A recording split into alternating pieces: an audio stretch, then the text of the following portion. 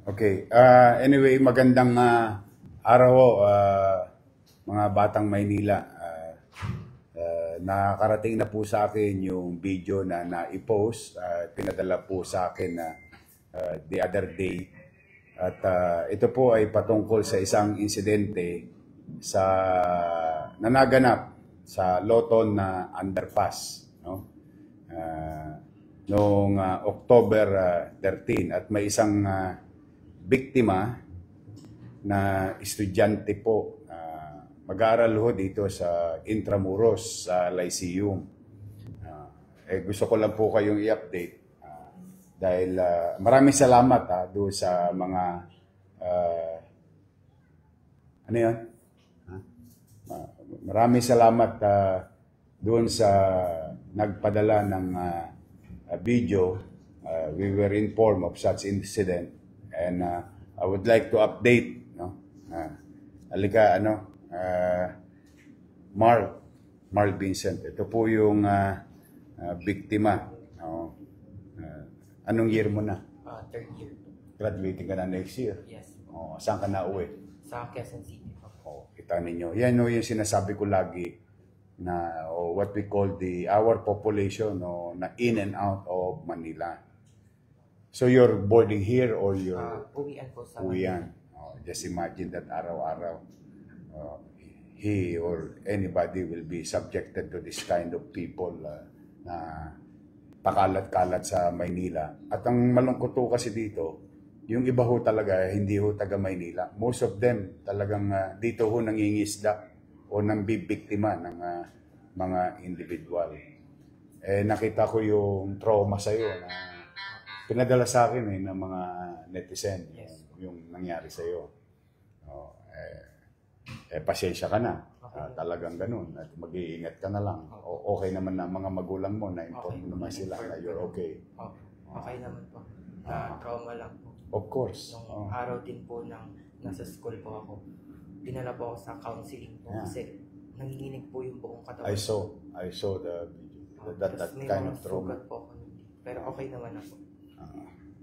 Okay. Ito po yung update na through the effort of the Manila Police District.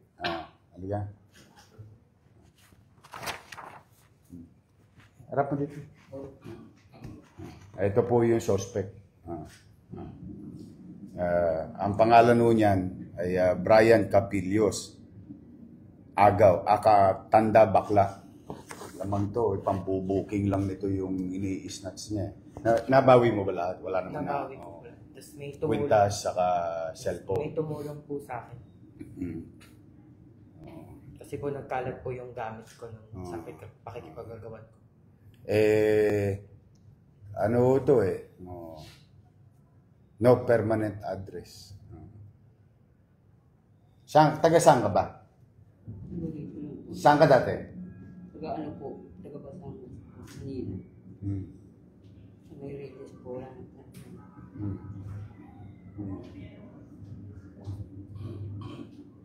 Nakita mo yung ginawa mong trauma? Ha? Ay talagang hindi na mauulit dahil yohoyo ka na.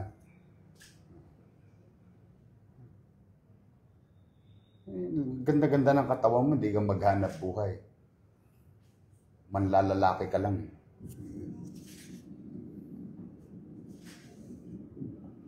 Konyatang kita. Anyway, sa ating mga kababayan sa lungsod ng Maynila, pumanatag po kayo.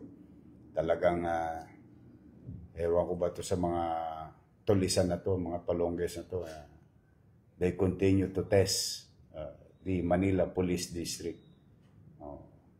Sabi ko sa inyo, kayong mga tulisan, tatawa-tawa kayo pagka nakakaalpas kayo o nakakaligtas kayo. Pero we will make sure,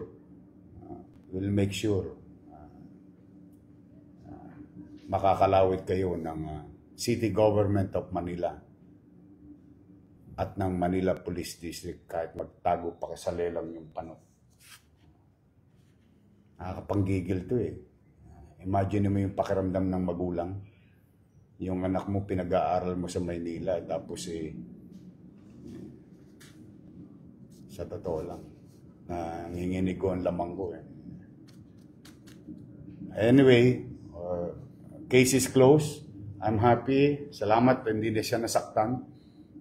Sa ibang mga magulang na nanonood sa buong Pilipinas, na ang kanilang mga anak ay pinadadala rito sa Maynila para mag-aral, talaga pong meron pa rin mga pailan-ilan na tulisang katulad nito. But rest assured, things are in right order. We'll make sure, we'll make them pay doing harm to any individuals. To the people of Manila. Ayan, pumanatag po kayo. May gobyerno sa Maynila. Baka lang, kaya siguro gustong mang-agaw na cellphone ito para mapanood tayo. Hindi pa yata tayo napapanood dito sa Facebook o sa YouTube na may gobyerno na sa Maynila. At pumanatag po kayo, mga nanay, tatay ko, mga magulang na nanonood, taga Maynila man o hindi.